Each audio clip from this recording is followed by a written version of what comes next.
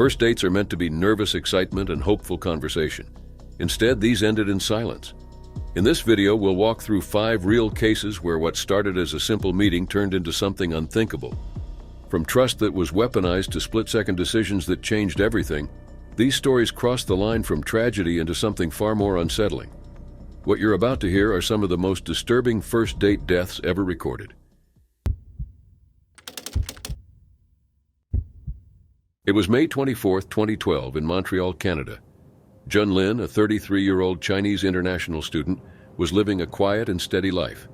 He was studying computer engineering at Concordia University and working part-time at a corner store in Pointe Saint-Charles to support himself. His co-workers described him as reliable and kind. The concierge in his building summed him up in one word: gentleman. Jun had arrived in Canada in 2010, first attending language school before enrolling at Concordia in July 2011. On May 1st, just 3 weeks before this night, he moved into a new apartment in the Griffintown area with a roommate. There was a part of Jun's life his family in Wuhan, China did not fully know. Jun was gay. He had previously been married to a woman, but they divorced before he moved to Canada. Later, he lived with another Chinese man. His family met this man, but were never told the true nature of the relationship. Family pressure for Jun to marry a woman became overwhelming, and shortly before May 24th, his relationship ended because of it. After the breakup, Jun began using dating apps like Grindr and websites like Craigslist to meet other men. On May 24th, he responded to an ad posted by someone named Loofe Magnata. The ad suggested a private meeting involving intimacy and restraint. They agreed to meet that night. At 10:16 p.m., surveillance cameras on Dakari Boulevard recorded Jun entering an apartment building with Magnata. Jun was wearing a yellow t-shirt, shorts, and a baseball cap. He appeared calm and relaxed. He believed this was a simple first meeting. He walked inside and never came back out. To understand what followed, it is important to understand who Loofe Magnata was. Born Eric Clinton Kirk Newman on July 24, 1982, in Scarborough, Ontario, his early life was unstable. He later claimed his mother was extreme about cleanliness and emotionally distant.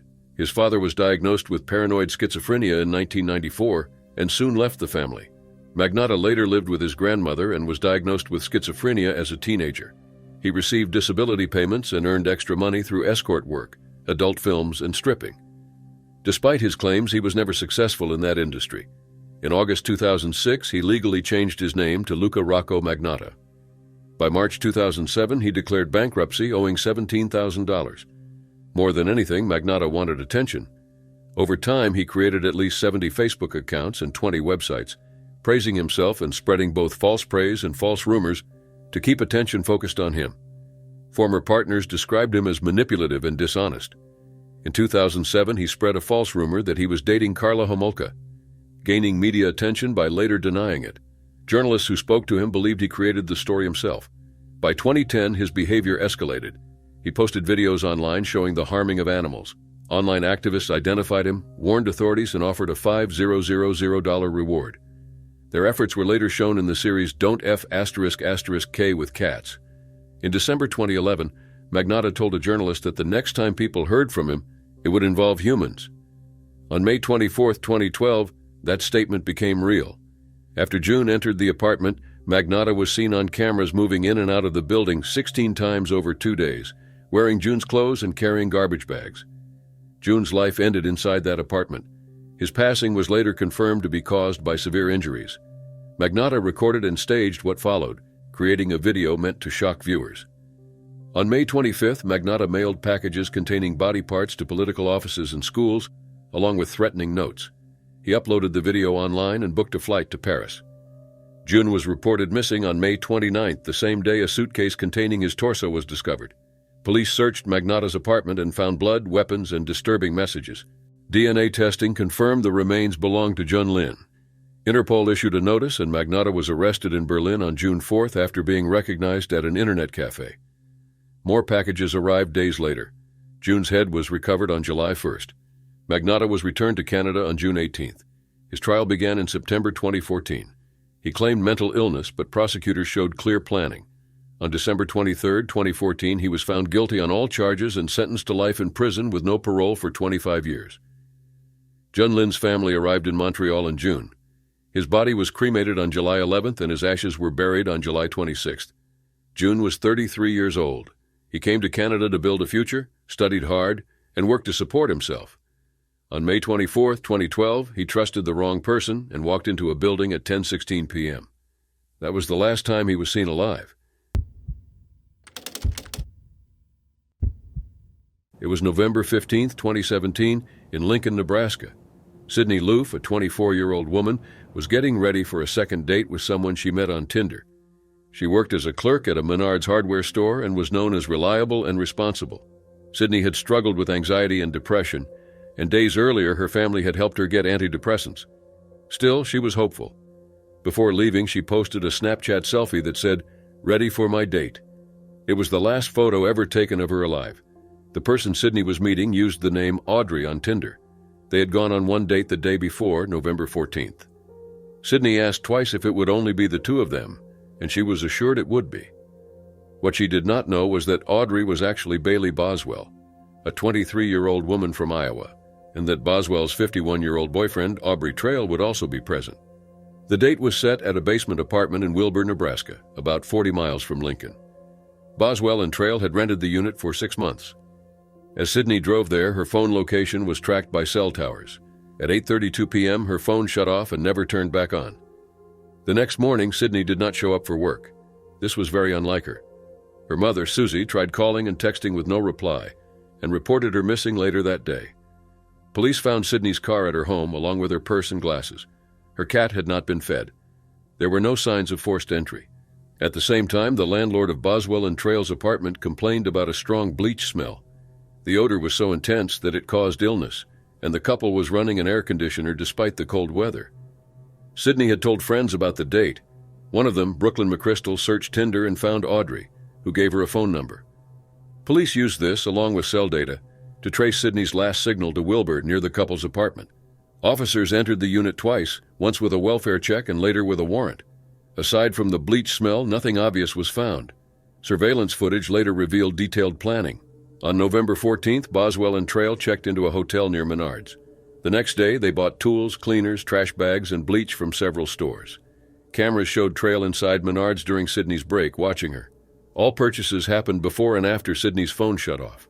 On November 28th, the couple were named persons of interest and responded with a Facebook Live video denying involvement. 2 days later, they were arrested in Missouri on unrelated fraud charges. Police believed they planned to flee to Mexico.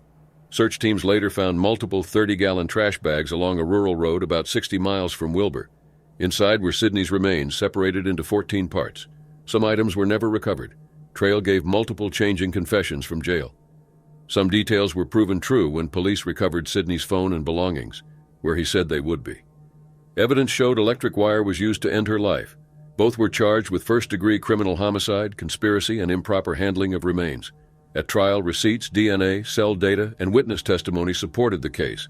Trail was sentenced to death in June 2021. Boswell received life in prison without parole. Sydney's case drew national attention.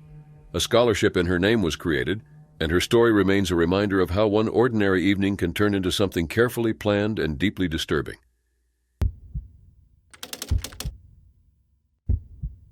It was May 19, 2014, in Cadenet, a small town in southeast France.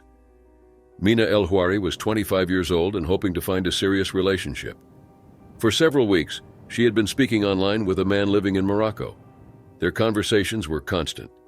Over time, Mina felt a strong connection and believed she had finally met someone she could build a future with.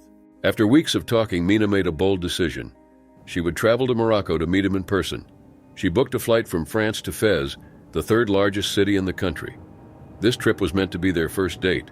Mina was excited and hopeful, convinced this meeting would be the start of something real. When she arrived in Fez, Mina spared no expense. She checked into a 5-star hotel, wanting everything to go well. After settling in, she prepared to meet the man she had traveled so far to see. His name would later remain undisclosed in official reports. Instead of meeting in public, Mina agreed to go to his home. It was a risk, but she trusted him after weeks of conversations. According to the man's later statement, they talked for a while and everything seemed normal. The evening appeared to be going exactly as planned. Then, without warning, Mina collapsed. She fell unconscious in front of him. The man panicked. He did not understand what was happening and did not know how to respond. In his confusion, he made a serious and irreversible assumption. He believed Mina had passed away. Overcome by fear, the man focused on protecting himself instead of seeking help. He did not check her breathing, he did not check her pulse, he did not call emergency services. Instead, he decided to hide what had happened. He chose to bury her in his backyard. Using a shovel, he dug a shallow grave and placed Mina inside. He covered her with soil and left her there. What he claimed not to realize was that Mina was still alive.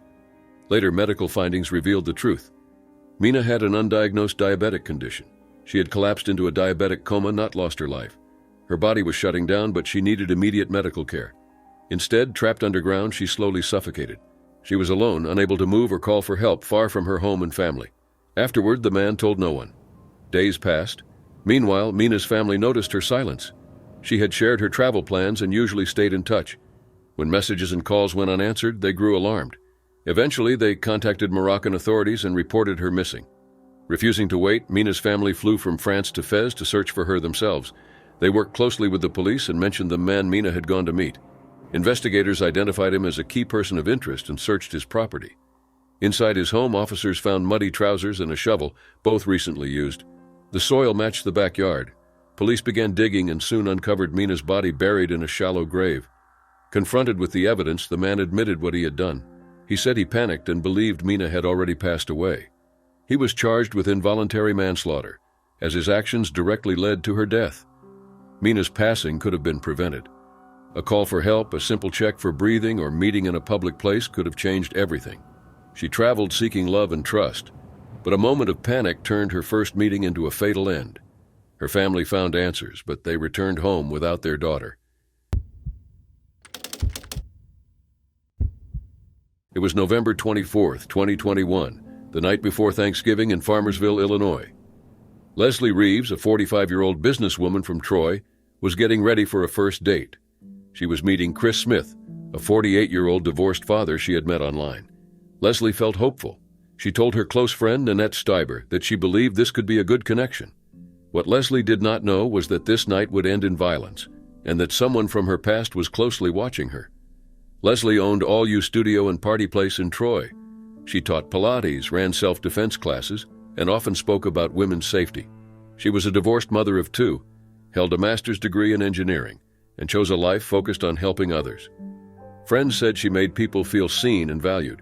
But behind that confident image, Leslie was dealing with fear. She had recently tried to fully cut ties with her former boyfriend, Robert "Bobby" Tarr, a contractor and divorced father of three. Leslie told friends she needed to block him everywhere. In one message to her friend Amy Steinhauer, Leslie said she feared he could end her life someday if she did not completely break away. She believed he was tracking her movements. That evening, Leslie drove nearly 1 hour from Troy to Farmersville.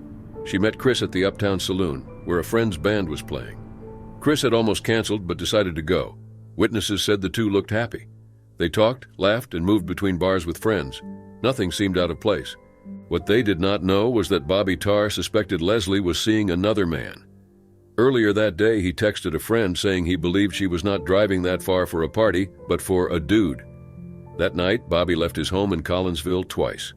His 17-year-old daughter, Shelby, said he left around 6 p.m., returned briefly, then left again around 6:30 p.m. He came back after 9:15 p.m., crying and saying he missed Leslie. Later, around 2:45 a.m., Shelby woke to find him doing laundry and pacing.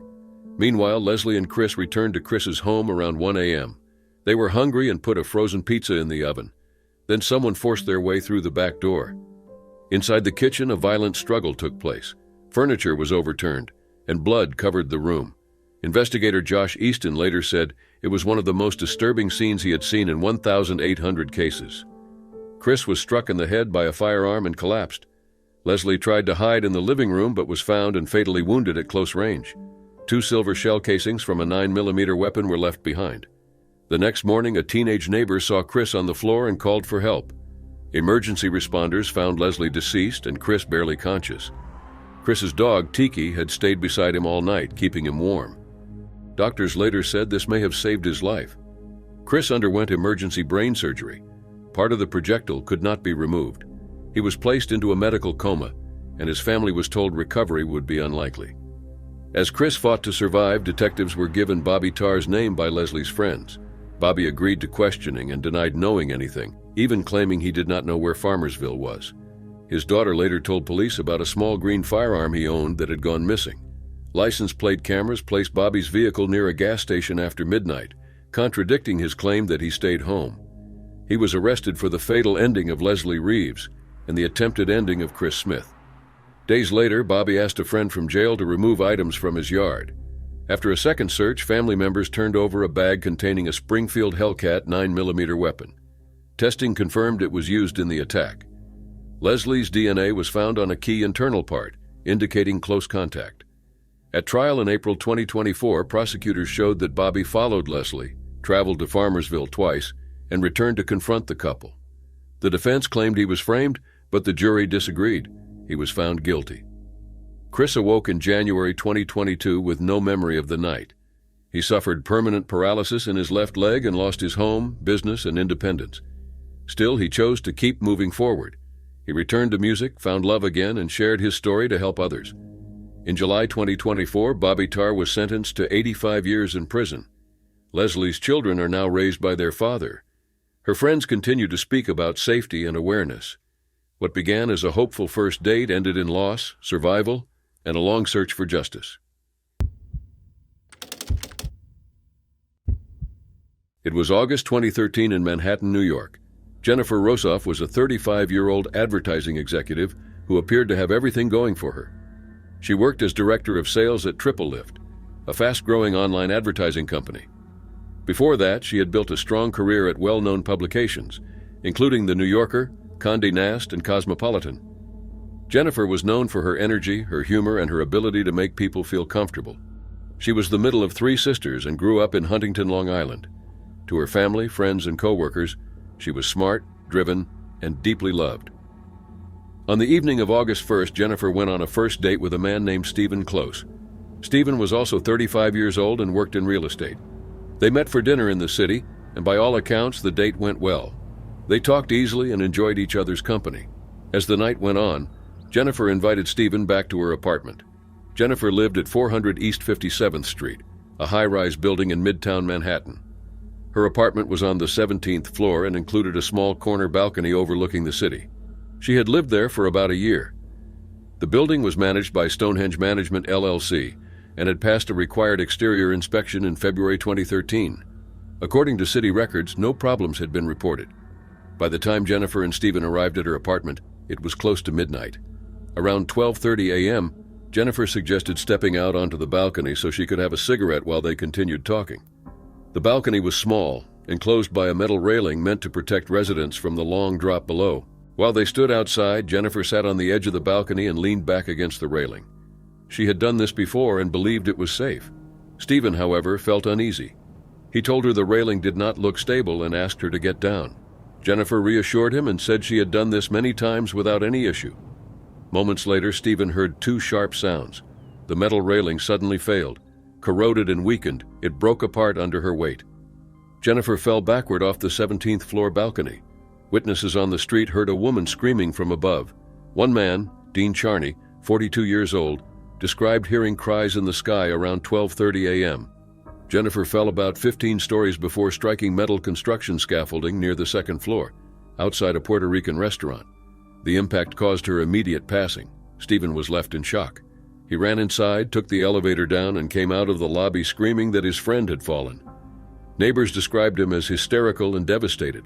One resident on the 14th floor heard Jennifer scream as she passed his window and found Stephen crying near the elevators moments later. Emergency crews arrived quickly, but there was nothing they could do. Jennifer was pronounced dead at the scene. Police questioned Stephen and determined there was no wrongdoing. Investigators later confirmed Stephen had warned Jennifer about the railing. The next morning, city officials inspected the balcony. The railing was bent into a V-shape and showed signs of corrosion. The Department of Buildings ordered all balconies in the building closed, calling the conditions dangerous to life. Jennifer's family was heartbroken. Her cousin admitted he had always felt the balcony was shaky. News of her passing spread through the advertising industry, leaving co-workers and friends in mourning. What began as a normal first date ended in a sudden and irreversible loss. A railing meant to protect failed without warning, leaving behind unanswered questions, lasting grief, and a life that ended far too soon.